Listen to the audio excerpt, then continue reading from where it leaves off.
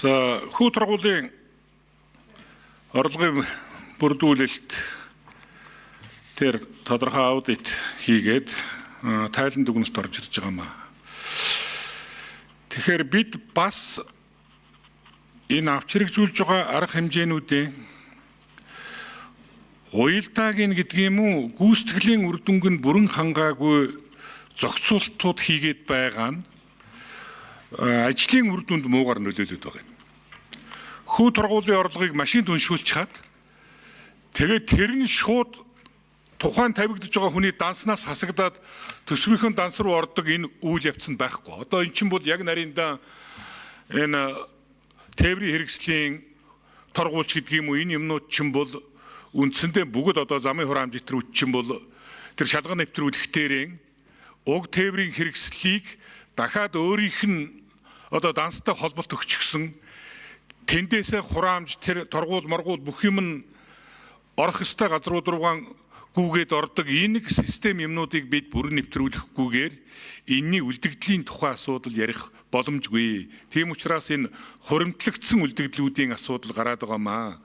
Тэгэхээр энүүнийг бас одоо төсвийн байнгын хороо анхааралдаа авч ирнэ улсын хэмжээнд нэгэнт бид энэ мэдээлэл технологийн гэдэг юм уу энэ системийг өргөн хүрээтэй нэвтрүүлж аль болохоор иргэдэд чирэгдэлгүй хүндрэлгүй байх нөхцөлийг бий болгож байгаа бол зөрүүлээд энүүнийг ер нь төгс байж болох тэр одоо арга механизмын уйж өгөхгүйгээр энэ явах боломжгүй гэдгийг нэгдүгээр хэлмээр байна. Энүүнийг анхаармаар байна гэж.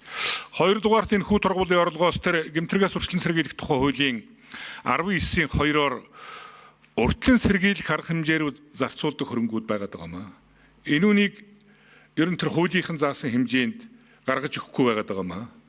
Тийм учраас энийг одоо цаашид энэ төлөвлөлтийн шатанд нь хянаж хангуулах асуудал үүссэн хойно хэн нэгэнд арга хэмжээ авдаг гэдэг юм уу торгодог биш.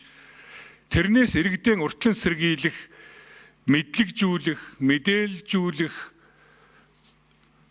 энэ сэрэмжлүүлэх урьдчилан сэргийлэх арга хэмжээнүүдийн өргөн хүрээтэй хийх бололцоо боломж түн чиглэгдэх хөрөнгөийнх нь хэмжээг одоо бүрэн гүйцэд ашиглах тухай асуудал байгаад байгаа маа. Энүүнийг одоо ер нь бас нэлээд сайн онцгой анхаарал хандуулах ёстой. Ийм байдлаар одоо энэ одоо ярьж байгаа асуудлыг үр дүнтэй болох ёстой. За төгсгөлд нь би нэг зүйлийг хэлье.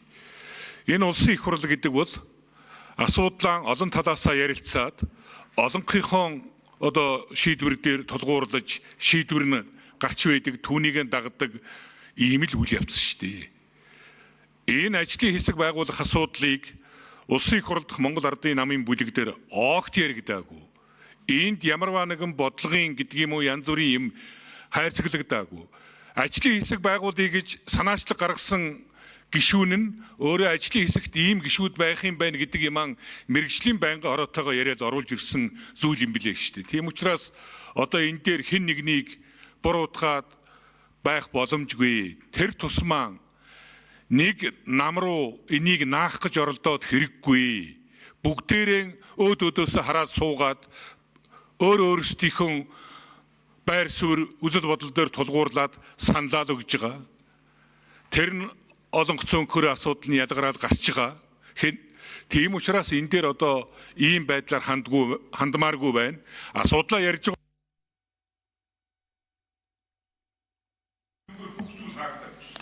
За гişүүд